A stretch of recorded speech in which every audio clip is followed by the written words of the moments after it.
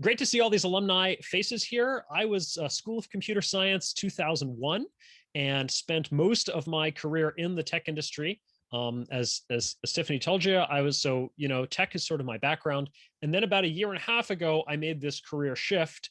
I got really obsessed with the history of technology. And now I write about that, the history of technology and really the philosophy of progress at my blog, The Roots of Progress. I think we need a new philosophy of progress for the 21st century. And that is what I am setting out to lay the foundation for it and to create. From the question. Yep. Somebody's not muted. Do you want to, I don't know. Tiffany, maybe mute everybody? Great, thanks. Okay. So in my reading about various episodes in the history of technology, I noticed some patterns, and that's what we're going to go into today. I'm going to talk about what I've called, little tongue-in-cheek, the nonlinear model of innovation. I want to open just by posing to you a question. Think about for just a moment. And let's see. What is the relationship between science and invention? Now, you might think this is easy, kind of a no-brainer. Inventions are obviously based on science. We can't imagine the smartphone without the science of electromagnetism and the physics of semiconductors. We can't imagine antibiotics without the science of microbiology and the germ theory. And this idea would seem to be supported also by history, by the fact that the scientific revolution came a couple of hundred years before the Industrial Revolution. Here are two of the key figures of those two revolutions, Bacon on the left and James Watt, inventor of a steam engine, on the right. Bacon himself told us, quote, "Knowledge and human power are synonymous. For where the cause is not known, the effect cannot be produced. Nature, to be commanded, must be obeyed." That's where we get the quote, the aphorism, "Knowledge is power." Comes from his Novum Organum, or New Method, published in 1620. So, where the cause is not known, the effect cannot be produced. This is why we need science to create inventions, right? Case closed. Well, not so fast. There are a number of cases throughout the history of technology where an invention came well before the science that would fully explain it. One famous example is the steam engine, which was invented in the 1700s, long before the science of thermodynamics, which didn't come about until the 1800s. Some of the early developments in fighting disease, such as the first vaccine against smallpox or the earliest efforts at water sanitation, came several decades, in some cases, before the germ theory. And some polymer materials, such as cellulose or vulcanized rubber, came well before the science of polymer chemistry. In fact, in some of these cases, the relevant science was actually motivated by trying to explain the invention that already existed. Thermodynamics is a case in point. It has been said that thermodynamics owes more to the steam engine than the steam engine does to thermodynamics. Well, this has led some people to adopt a tinkerer model of innovation. So Nassim Taleb wrote in the Wall Street Journal in an op-ed almost a decade ago, "Tinkering by trial and error has traditionally played a larger role than directed science in Western invention and innovation. Consider Britain, whose historic rise during the Industrial Revolution came from tinkerers who gave us innovations like iron making, the steam engine, and textile manufacturing. The great names of the golden years of English science were hobbyists, not academics." And he names Darwin, Cavendish, etc. So you get the idea. So we have a bit of a paradox here. What I want to do today is resolve the paradox by clarifying the nature of the relationship between science and technology. And then we're going to take that and explore some of the implications that it has for how we manage R&D. I think the paradox comes from a sort of a wrong or oversimplified model of innovation. There is this model that is known as the quote unquote linear model, and it looks something like this. We begin with science scientific principles flow to invention, which is based on science. And then once we have an invention, it can go to a business or otherwise, be distributed and scaled up to the world. Now, I should note at the outset, the linear model is something of a straw man. It is not a model that anyone has really ever seriously advocated as true or complete in any kind of a formal context. But it's a good foil for our thinking, and I think it has some hold in the popular imagination. Now, there's a good element of truth in the linear model. It's not all wrong. But there's also a naive interpretation of the model that is wrong. And I call this the sort of clean handoff interpretation. And it goes something like this. It's basically the core idea is kind of that science is purely upstream of technology. And for instance, the idea that science is motivated only by pure curiosity, like the free play of the intellect, never motivated by practical applications. Or that science always precedes invention. We've just seen several examples where that's not the case. Another part of this is the idea that science just kind of hands off its discoveries. Like science kind of wraps up its discoveries in a neat package with clean equations, everything is elegantly figured out, and then that is kind of thrown over the wall to the invention department, which then goes ahead and does its thing. And further, that invention itself is then primarily an application of science, as if we're simply deducing the consequences of scientific law and then applying those in practical applications. All of this is wrong. But as I said, there is an important element of truth to this model, and I would state it more precisely as that science is the epistemic base for invention. And we'll spend about half the talk exploring what does that mean and how is that true. But where this naive model goes wrong is that technology gets ahead of science. Again, we've already seen a number of cases where that happens. And technology actually feeds back into science. It's not a pure upstream model. It's not a one-way relationship. It's actually a reciprocal relationship. Note, by the way, when I talk about feedback and reciprocal relationship, I'm not just talking about kind of the obvious fact that science requires the invention of instruments, such as the microscope or the particle accelerator. I'm actually talking about something much more subtle and I think more interesting than that. And we'll get to it through examples. So let's start exploring this with a case study. We're going to start by talking about the first of these points, that how is it that science is the epistemic base for invention? What does that mean? So let's talk about the steam engine. This is a model of the first, one of the first steam engines invented by Thomas Newcomen in the early 1700s. Its job was to pump water out of mines. And this model is in the British Science Museum. That's where this picture was taken. The steam engine did not need thermodynamics to be invented. But that doesn't mean that it didn't rest on science. In fact, it absolutely did. It just rested on a different part of science. In particular, it depended on the science of air pressure and the properties of the vacuum. And this was explored much earlier than the steam engine, actually as early as the 1600s. So in this diagram here, you can, or this drawing engraving, you can see an experiment that's being done. Let me explain what's going on here. Look at the upper part where you see those hemispheres. These are metal hemispheres. I believe they were copper, and they were put together. They were not fastened or bolted in any way, but a vacuum pump was applied to pump the air out of the middle of this chamber, this sphere created by the two hemispheres. And when the air was pumped out, they were stuck together. So let's zoom in on the middle of this diagram and you can see what's going on. They pumped the air out of this sphere, and then they attached teams of horses to each side and had them pull at it to try to pull them apart.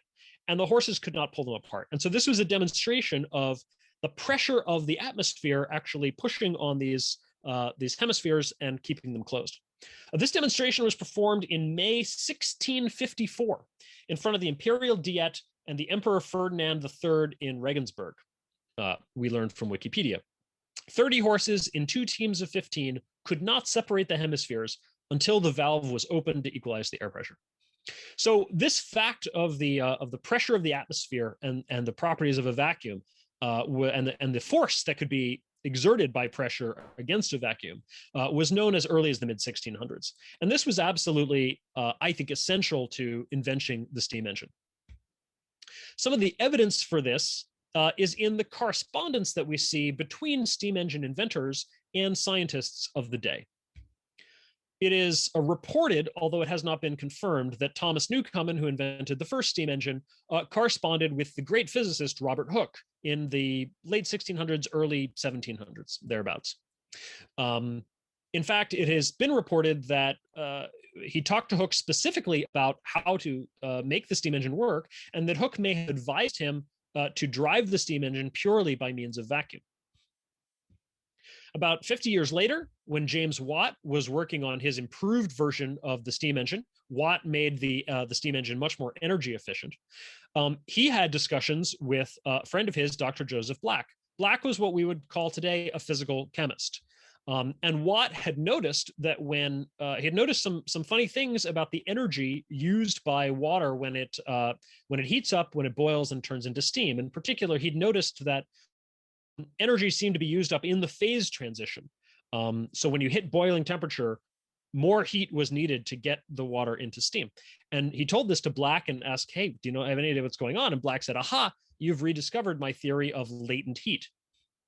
And so this, understanding was important to Watt being able to invent his much more energy efficient steam engine. And then some decades after that, Richard Trevithick was experimenting with high pressure steam engines, which were necessary to make them small and light enough to drive a locomotive. Trevithick built the first prototype of the locomotive. And he was wondering whether the condensing of steam was actually a necessary component of steam engines. Previous engines had condensed the steam and sort of recycled it.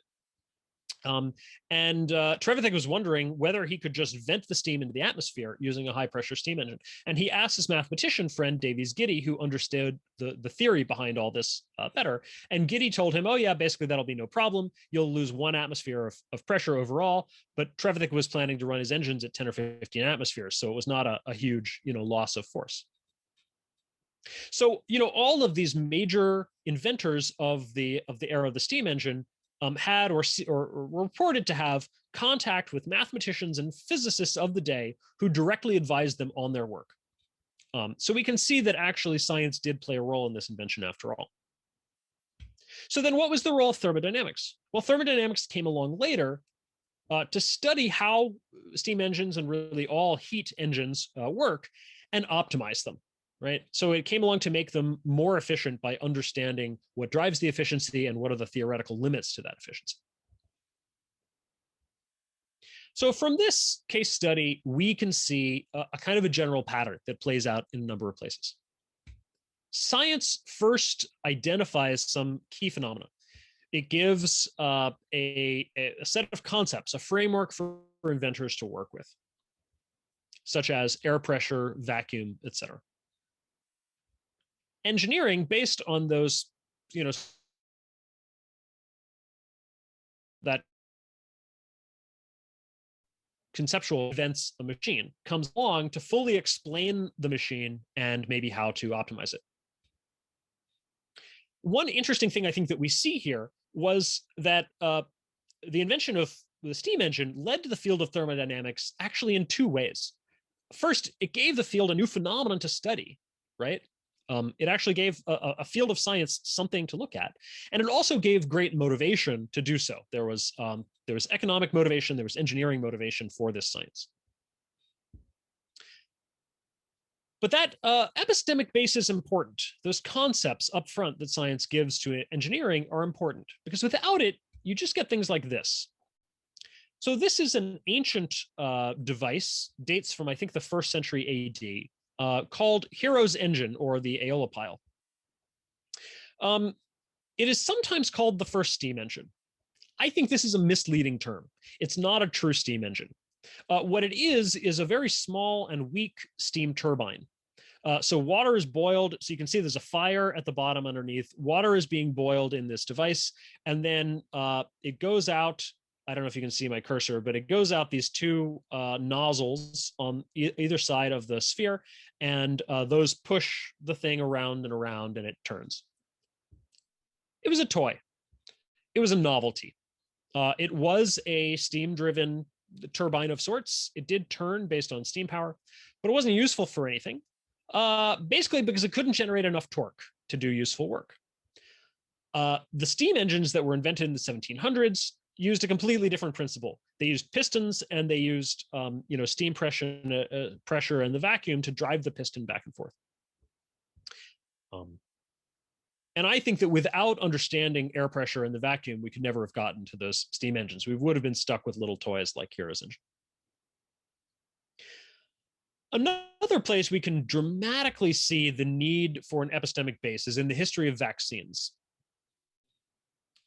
So the first vaccine for smallpox was developed by Edward Jenner in 1796.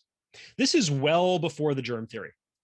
But no vaccines were developed for any other diseases for almost a century until after the germ theory came along, because nobody really understood why vaccines worked. It was generally known that when you got a disease, you often had immunity to getting the disease in the future. But the case of smallpox was actually kind of a special case. It turned out that when you contracted smallpox through the skin, through a prick in the skin, it was a much milder version of the disease than if you got it sort of the normal way by inhaling it. And then Jenner used this fact to make the technique even more mild. So that technique of sort of inoculating smallpox through the skin was used for decades before Jenner, before any vaccines.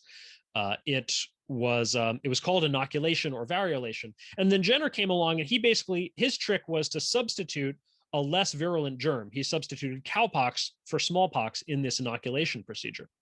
But no other diseases could really use this trick. It was kind of a one-off. Like, oh, you get the disease by there's some pus from a pock, and you can prick the skin with it, and that gives you a version of the disease. That didn't work for rabies. It didn't work for tuberculosis. It didn't work for polio, right? There were all these other diseases that you couldn't apply the same thing to. We really needed to understand at a deeper level what was going on with these germs, and have more more research and invention and theory behind it before we could get more vaccines. It turns out not only can you make progress with no theory at all, some progress, but you can also make progress on the basis of a wrong theory.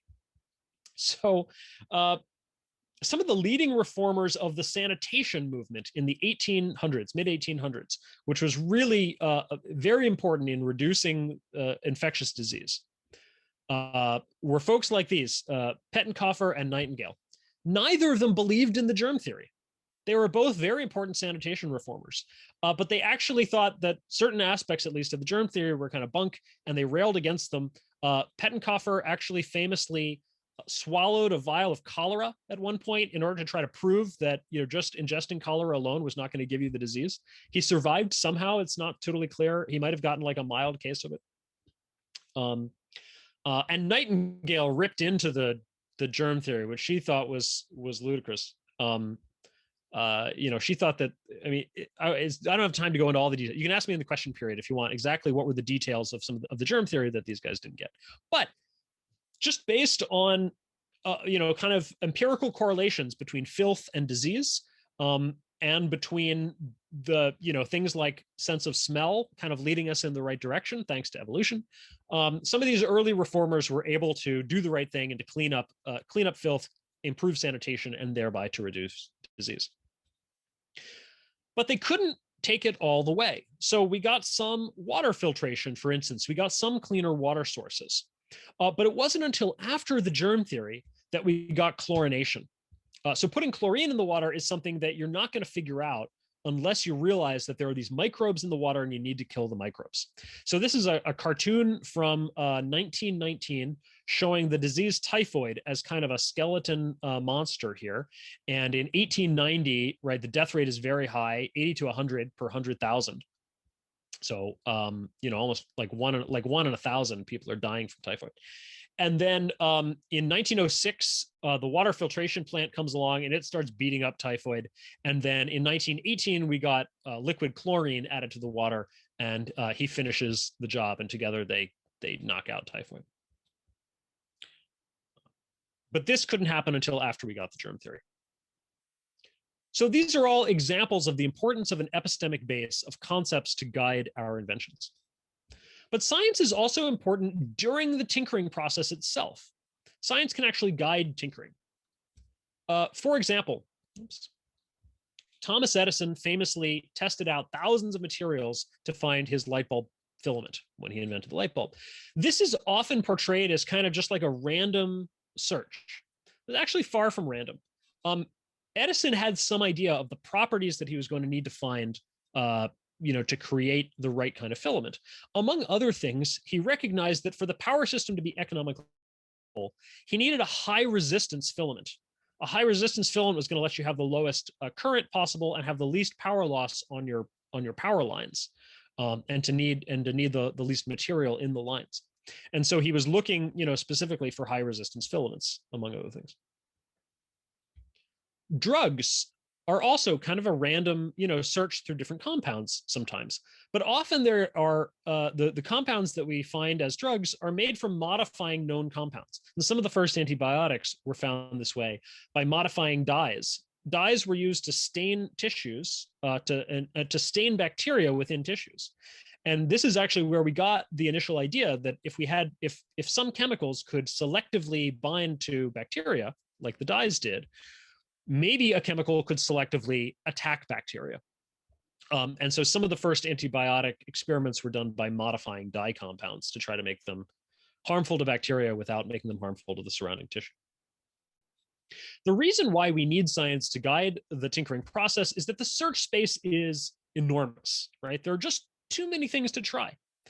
That's why people didn't figure out most of the modern inventions for thousands and tens of thousands of years, right? It's not that people weren't tinkering before the Industrial Revolution or before the Scientific Revolution, but they didn't have these concepts. There was more tinkering during the Industrial Revolution, but also there were scientific concepts. So Richard Nelson, in a classic paper from the 1950s, I think put this really eloquently. He says, "It is seriously to be doubted whether X-ray analysis would ever have been discovered by any group of scientists who at the turn of the century decided to find a means for examining the inner organs of the body. It seems most unlikely that a group of scientists in the mid-19th century, attempting to develop a better method of long-range communication, would have developed Maxwell's equations and radio." So some of those scientific discoveries had to come first before we could even, begin to think about these inventions.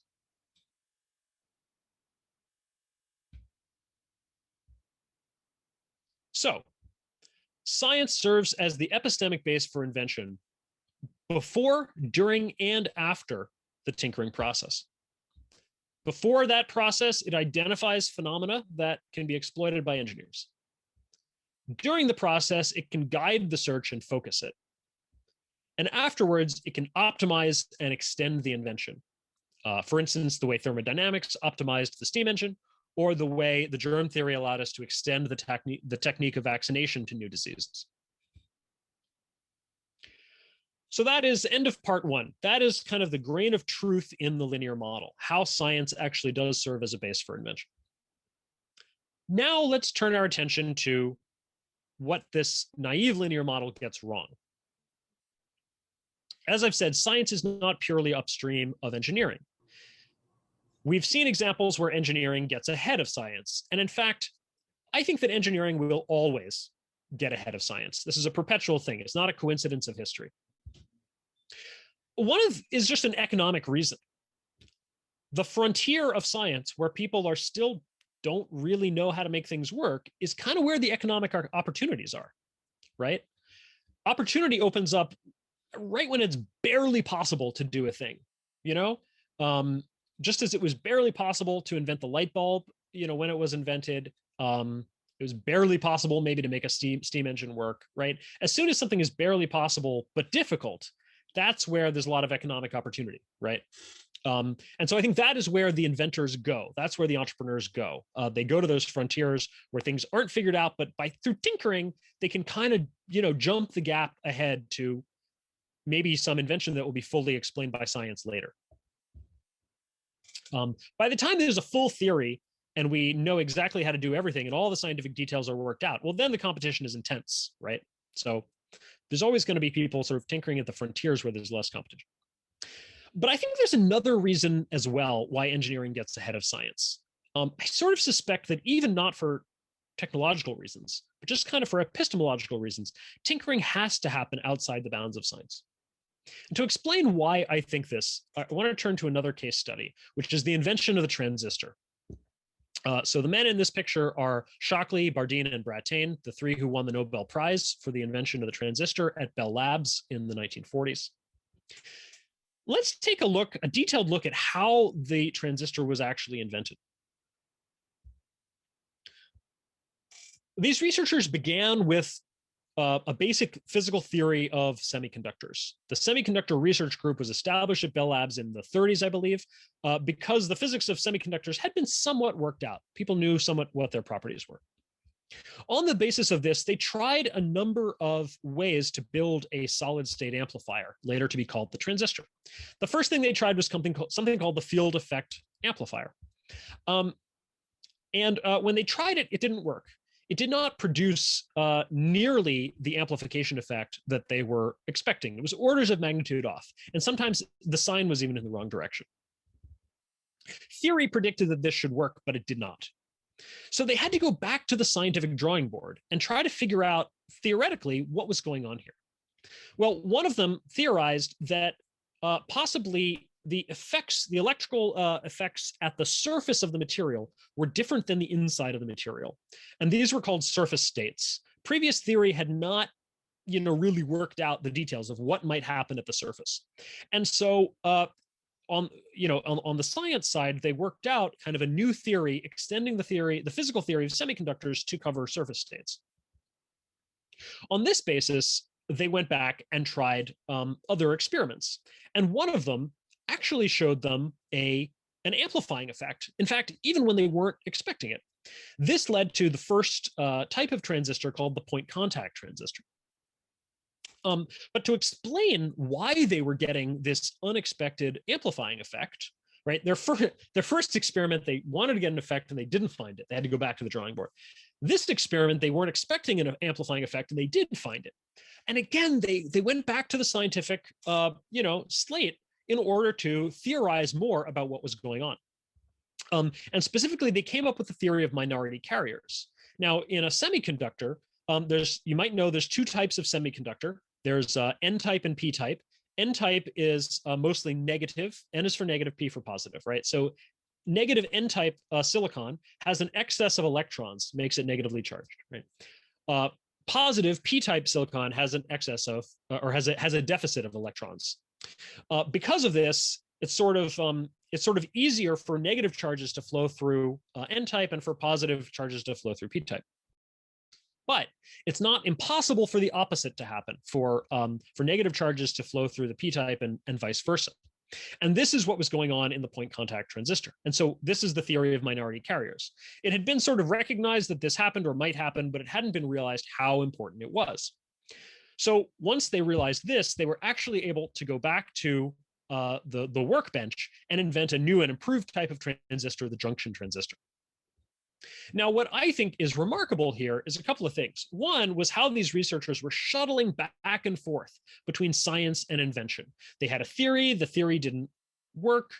They went back to revise the theory based on their experiments. This let them make new inventions and back and forth. The other thing that's really interesting to me is the way that their invention and the designs and the experiments they were coming up with fed back into the science.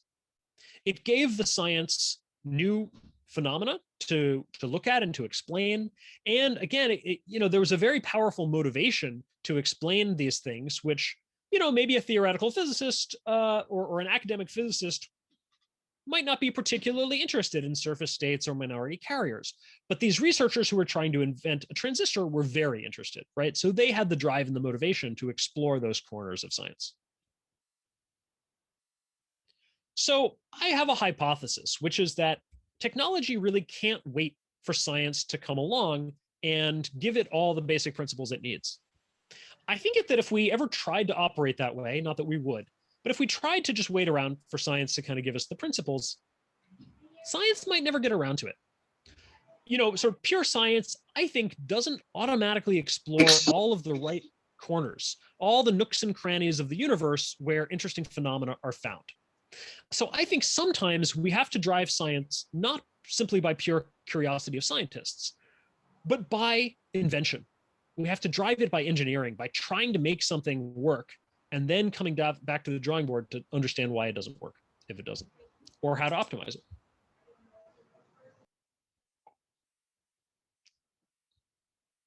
Okay, so that wraps up our look at kind of what's wrong about the linear model. Let's summarize. What's wrong is that science is not purely upstream of technology. As we've seen many times now, technology can get ahead of science. And in fact, I think it must get ahead of science.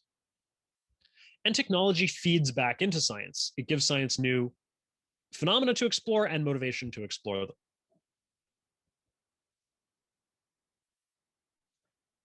So what? What is the upshot of all of this? Nice that we have a better understanding now of the relationship between science and invention, but why does it matter? Well, one basic thing I think is just giving theory its due.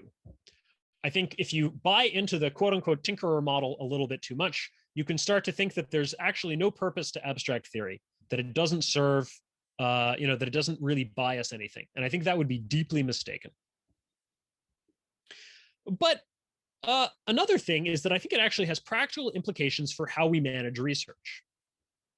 And to explain this, I want to go into one more case study. You thought I was wrapping up. You thought I was not going to do another case study, but I have one more up my sleeve. So in the example of the transistor at Bell Labs, we saw that science and engineering can really be tightly integrated in a single project, right, under a single house. And the last case study I want to look at is the life of a great researcher who really embodies this, and that's Louis Pasteur. Pasteur was a model of the integration between science and practical applications. He was an icon. He's actually quoted as saying, "There's no such thing as applied science. There's just science and the applications of science." Let me give you some stories from throughout his career that really show this. So early in Pasteur's career, before he was this big hotshot, he was a successful chemist, and he was asked by the French government to help the wine and beer and vinegar makers of France improve their industrial processes. Now, that sounds like a really mundane project for, this eminent scientist to be where, even if he wasn't so eminent at the time, right? You think about Pasteur and what he did for health and everything, and you're like, this guy is like optimizing industrial, like fermentation processes, of wine and beer. Like, what is he doing? But he happily dug into it and applied all of his scientific prowess to understanding what was going on with fermentation. And at the time, people did not understand the role of microbes in fermentation. It was not understood that yeast and bacteria were driving the fermentation process. It was believed to be a purely chemical process. That, these microbes it was known that microbes existed, but it was generally thought that they were maybe incidental to the process. Well, Pasteur looked into it, and he actually discovered, it had been proposed by others, but Pasteur really demonstrated conclusively that microbes were driving the process. And in doing so, he basically discovered anaerobic metabolism. So here we have this thing that started out as a mundane engineering optimization, industrial optimization project, and it led to a great discovery that became part of the foundation of microbiology, right? The role of microbes in fermentation and the existence of anaerobic metabolism. So that was a huge win for Pasteur. he pivoted from sort of industrial optimization to science when he saw the opportunity. And he could also pivot in the other direction. So even more amazing to me is the story of how Pasteur discovered / invented the first vaccines in almost a century since Edward Jenner, and the first vaccines for any disease other than smallpox. Pasteur was experimenting as the germ theory began to get established, and Pasteur was one of, I would say, 2 scientists who really helped establish it. It was him and Robert Koch in Germany. But Pasteur, once he's kind of got the idea of how germs work, he's experimenting on how diseases operate in farm animals. So here he's looking at a rabbit, but the really crucial discovery for vaccines came in chickens. They were investigating a disease called chicken cholera. And they were doing this by, to do this, they would have to give the disease to birds and, see what happened. Well, at one point, they give some of the disease to some of the birds. And the disease, actually, the germ, solution had been sitting around for a couple of weeks. It was old. When they gave the disease to these chickens, they actually they inoculated these chickens, and the chickens did not contract the disease. Okay, I don't know what happened. Maybe the formula was old. Let's try again with fresh germs. Well, they tried again with fresh germs, and they gave some of them to the same chickens who'd gotten the old germs, and they gave some of them to chickens who had not gotten the old germs. And the chickens who had not gotten the old germs caught the chicken cholera, but the chickens who'd gotten the old germs did not. Pasteur had accidentally discovered vaccines, basically, or a new vaccine for a new disease, the first one in almost 100 years. And he instantly realized the potential of this and how important it was. He had realized that he had found a way to create artificial immunity for a new disease, just the way Jenner had done for smallpox, and the way it had been done using the inoculation technique for 100 years. And this was a huge deal. He immediately pivoted to investigating how to create these vaccines. He created one for chicken cholera. He created one for a disease of pigs called swine erysipelas, and then he created one for rabies that could even be used in humans. So this rabies vaccine, which was around 1885, I think, was the first vaccine in humans for anything since Edward Jenner. And this is a huge deal. And as soon as word gets out, by the way, that Pasteur might have a vaccine for rabies, people are showing up at his door saying, I was bitten, can I get this thing? So side note, by the way, most vaccines, I'm sure you need to get them before you get the disease. Rabies is a little different because it's very slow. Well, 2 things. One, it's very slow acting, takes like a month to kill you. And 2, when you've contracted it because you got bitten by an animal, right? It's not just like, oh, somebody coughed on you and you didn't know you got a disease. So rabies is like the one disease where getting the vaccine can actually be a cure, because you can get it if you get it right away after you get bitten. It has time to give you immunity before the disease finishes acting. So somebody actually brought a young child to Pasteur, and his parents are like, he was bitten by a rabid dog. We heard you have a thing. Please save him. And Pasteur really didn't want to do it, but because this was completely untried. But doctors convinced him, this boy has been bitten so badly, he's basically going to die. He's a goner. You can't hurt him. Like, try something. And the vaccine saved his life. And so word gets out, and people are coming from all over to Pasteur and to save me, please, basically. And he realizes, whoa, we got to scale this up. And so he opens a rabies clinic, and he's like giving out, rabies vaccine as fast as he can. He may be the only person actually in history that I can think of who actually spanned all 3 of those stages of the naive linear model, from science to invention to at least beginning to scale up distribution. That's part of why he's a real hero in my mind. So I promised conclusions for how we manage research. I think the basic conclusion in my mind is that science and technology should be integrated. They should not be kept separate. This has implications for how we train researchers, what kind of career paths we offer them, what kind of projects and programs we establish, what kind of institutions we create, and what kind of funding we give and what we're willing to give funding for. I think when science and technology should be more integrated. in training, career paths, the kinds of projects and institutions that we create, we should be thinking about programs and institutions and researchers themselves who can combine science and technology in the ways that we've seen, like these examples. And from what I've looked into, it seems to me that these things are not as integrated as they used to be. There has been an increase in specialization. There's been a decline of corporate research labs who don't do as much research as they used to. And there's more, a lot of the research is more in universities now. And then kind of there's a process of technology transfer where we try to transfer it to, corporations for invention. And by all accounts, that is, that process doesn't always go very well.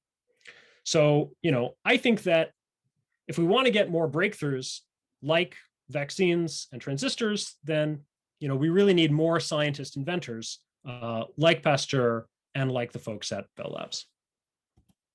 So that concludes the talk. Sorry for that awkward interruption.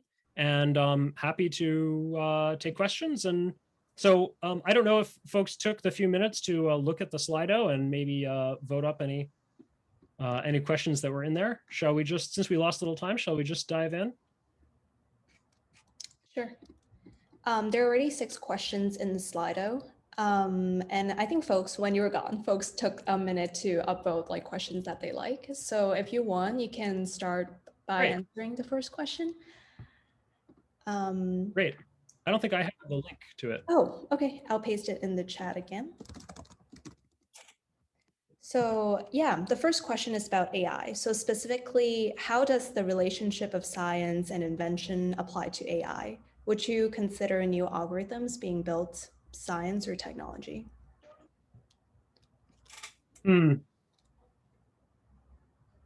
That's a good question. I don't know a ton about AI. So I would say that, so certainly some stuff is, my initial sort of reaction is like AI is more on the invention side. Kind of what is the theory behind it, right? Or what is the science? But, then again, there are AI researchers in academia. So I don't know how that plays out. It's not, I think it seems to me that it's much more on the it's already much more on the applied side, right? The more theoretical stuff would be probably math or, I don't know, something in theoretical computer science. Thanks for your response. For the next question is, what does it take for societal acceptance of new invention or techniques or technologies like germ theory back then? Is it usually due to positive impact or results? Acceptance of technologies is never guaranteed, and it's not always even. So some technologies people take to right away, and they're sort of immediately accepted. People think they're great. Many technologies are not accepted right away.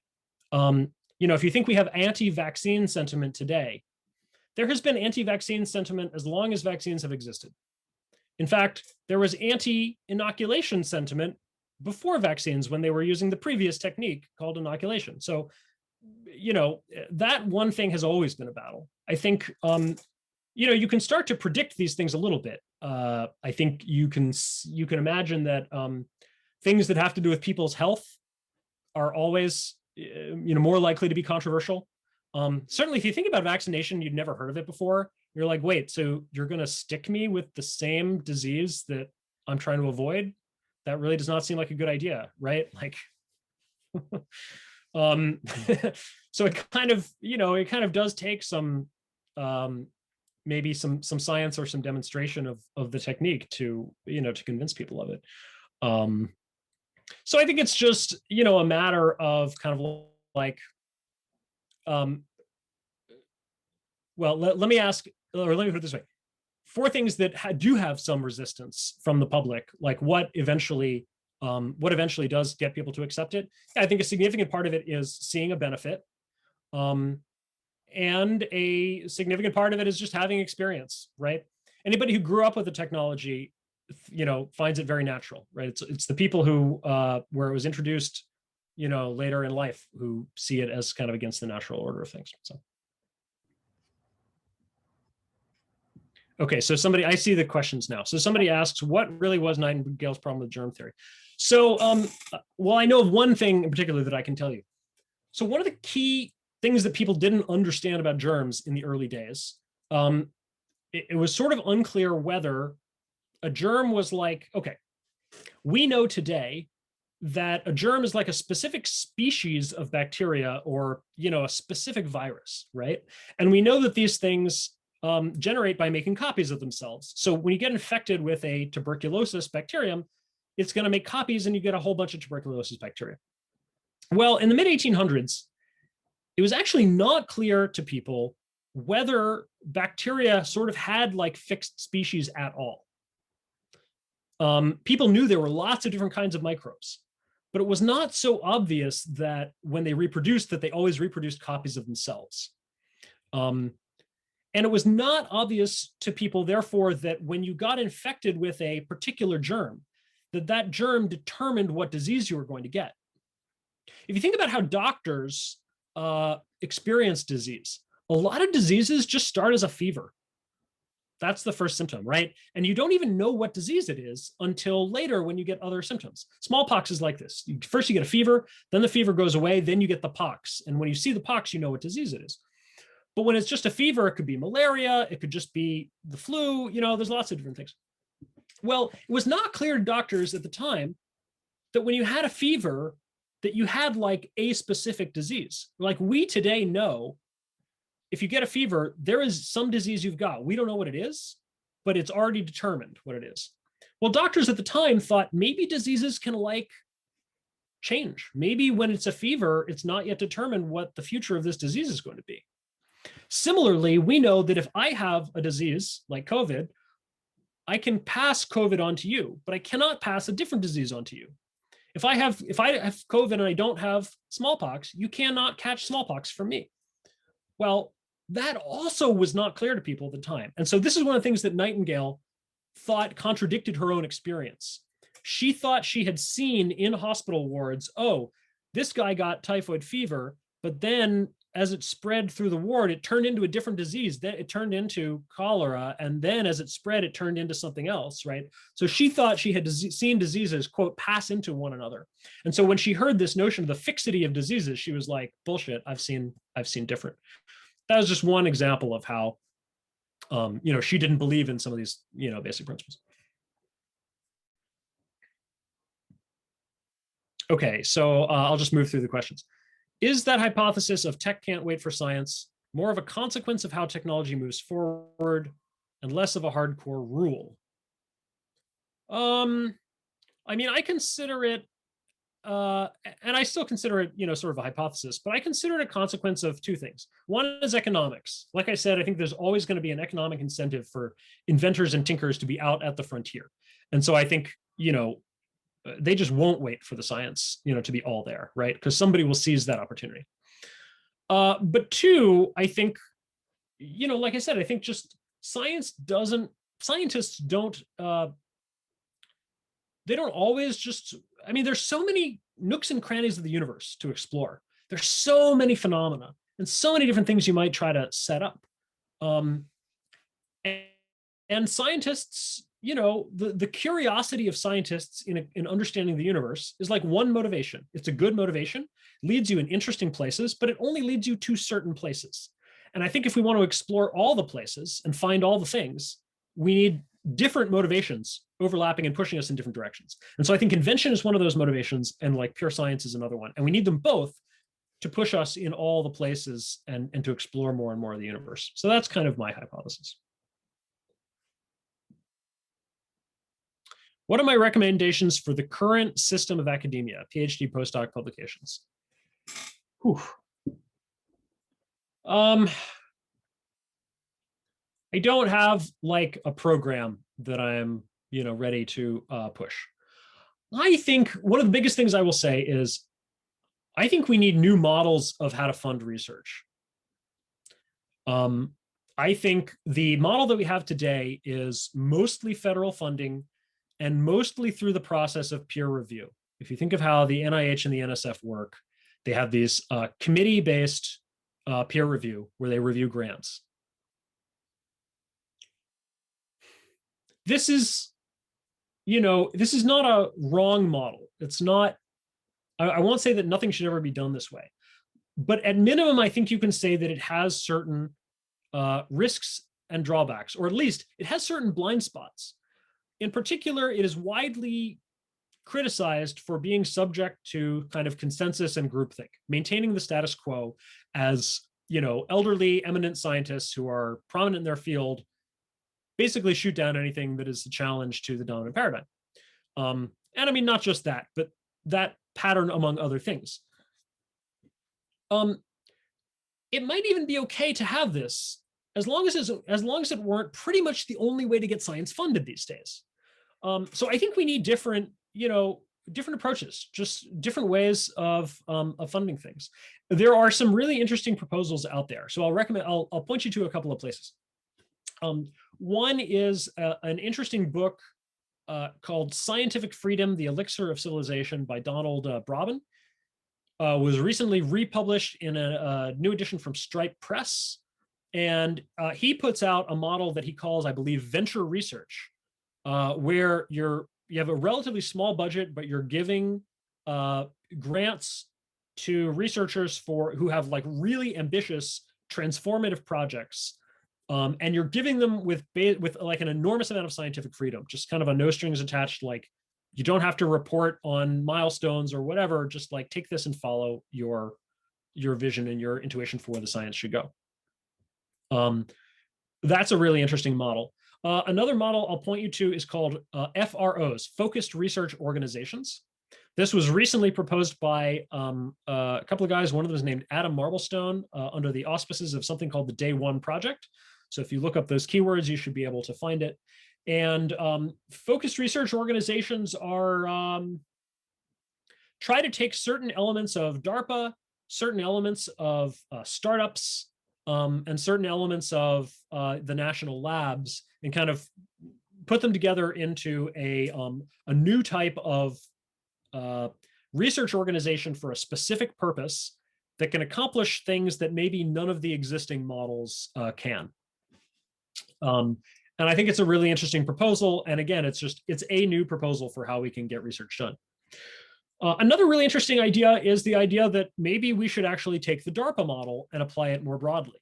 So DARPA does research not on kind of committee-based peer review of grants, but they do it based on this sort of program manager model, where a program manager comes into DARPA, they have some sort of a vision or idea for what can get done, they pitch it, they get a budget, and then they're very free to spend that budget in kind of any way they want. They contract out to get research done. They can contract out very freely. They have a lot of discretion about how the budget is spent. They can cut things off if they're not working. They can rapidly redeploy funds. And it's just a very interesting different model that, you got to admit, got us some really huge breakthroughs, right? DARPA essentially created the internet, or the precursor of the modern internet. They were instrumental in GPS, some robotics, early self-driving car stuff, a lot of big breakthroughs.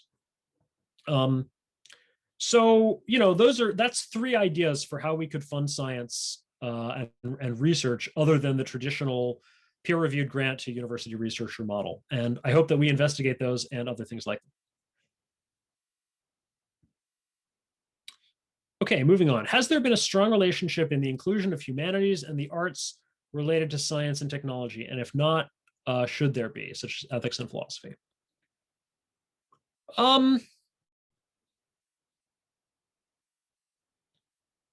These areas are not, don't stay completely separate, but I wouldn't call them highly integrated either. Should there be? My gut reaction is yes, but not in the way that we've done it so far. I'm not really impressed with the applied ethics fields that we've seen, such as bioethics in particular. If you want a scathing take on bioethics, check out the blog of Brian Kaplan, who's an economist at George Mason University, Bryan Kaplan. And his most recent blog post, I think, was about bioethics and He basically blames the field of bioethics for having prevented any use of human challenge trials to learn more about COVID over the last year. And he claims that, that if we'd had human challenge trials, we could have really sped up vaccine approval. Maybe we could have gotten vaccine approval within a couple of months instead of it taking almost a year. We could be like mostly done with vaccine rollout by now. And we would just learn a lot more about how COVID spreads, the pathology, the epidemiology, et cetera. And I'm inclined to agree with him. And I do tend to think that, I do wonder, he basically makes the case that bioethics has done more harm than good. And I worry that he might be right. So, yeah, we do need integration between the humanities and the sciences, but I think we need to do it better than we've sort of done it so far. GK asks, how do you not get overwhelmed by the scale or vastness of scientific advances and make early progress through technology while making the most of science? I'm trying to interpret exactly what perspective this is coming from. It sounds like maybe from the perspective of an inventor who wants to make some sort of progress in early stage technologies, but I don't know, you get overwhelmed by the vastness of science. Yeah, well, there's a ton of research getting published every day. I don't have great specific advice. I think you just have to, you have to try multiple methods to stay in touch with what's going on in your field, and maybe have a kind of a breadth plus depth strategy, right? So like go shallow on a broad number of things. That's like skimming headlines. So maybe you can, be on some, maybe you read a whole lot of paper titles and maybe even a lot of paper abstracts, but you don't dive into the paper, right? And then go deep on a few things that seem like particularly relevant. That's at least how I would do it, I think, if I were, trying to tackle that problem. Okay, somebody says it could be easy to label this as a proxy for private versus public investment. Do you agree, and which side needs to do more work right now? I think there's a real challenge in funding research, which is that the methods of funding that we have in for-private investment work really well for what they do. They are highly optimized. I think, the mechanism of market feedback has driven the for-profit investing industry to just kind of naturally go in a fairly efficient direction. In for-profit investing, we don't have this kind of centralized monopoly over funding, right? Like we sort of have in scientific research today. There's not like one board that you have, like one VC that you have to appeal to, and if they turn you down, it's very hard to get funding, right? There are dozens, hundreds, I don't know, maybe thousands of VCs, and you only have to get one to say yes. It's very typical for a startup to pitch dozens of VCs and get turned down by all but a few of them, right? Or even one of them, right? So that means there are a few, any one VC will have blind spots. It's harder for all of them to have the same blind spot. It can happen, but it's harder, right? So it's easier for a good idea to get funded because they only have to find one person to say yes. VCs are also willing to make contrarian bets on early technologies, right? They're willing to kind of like get in early, even when it really is not obvious whether something's going to succeed or not. And the reason for that is if they're right, they get paid back 10, 100, or 1,000 times. There's no equivalent incentive in nonprofit funding. And it doesn't matter, by the way, whether it's government or private, philanthropy or foundations. There's no, in nonprofit funding, there's no incentive to be right early, to be one of the early backers of a project when it's not obviously going to win. And I think these things are a problem. I think that what this leads to is not enough risk taking and too much kind of glomming on to successful and prestigious things rather than a kind of globally diversified portfolio of maverick bets, which is what you get in the VC world. However, there's a reason VCs don't invest in science. They don't have a 25 to 30 year horizon for their funds, and you can't always capture value from scientific research, right? You can't patent a scientific discovery. So it's just hard to make the for-profit investing model work when it comes to basic research. I don't know what to do about this except to, as I said earlier, try different models of funding science and early stage research and just get more diversity in the models that we have.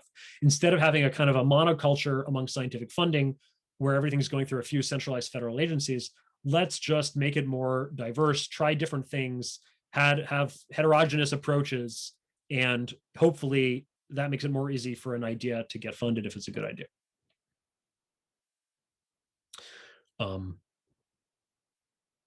Okay, last question, I guess. Most startups in tech are very application focused, i.e. software apps or AI used to solve a problem. Is research less attractive to investors because of increased risk? Well, I think it's what I just said, right? There's a long time horizon. There is increased risk because you don't know where it's going to go or how big it's going to be. And there's also the sort of more difficult open question about whether you're going to be able to capture value. That said, I think there is opportunity for-profit investing in more early stage research. We see this, at least, if not basic science, then at least in kind of, difficult high-risk invention. I think we see this with some deep tech or hard tech VCs, such as Lux Capital. I think we see it with other Founders Fund, or A16Z has a bio, arm now. I think, some VCs are sort of being more willing to invest on long time scales and in these more risky things. But that still doesn't solve the problem for basic science. And I don't yet know, what the ideal solution is there. Cool. I think we reached the end of the questions.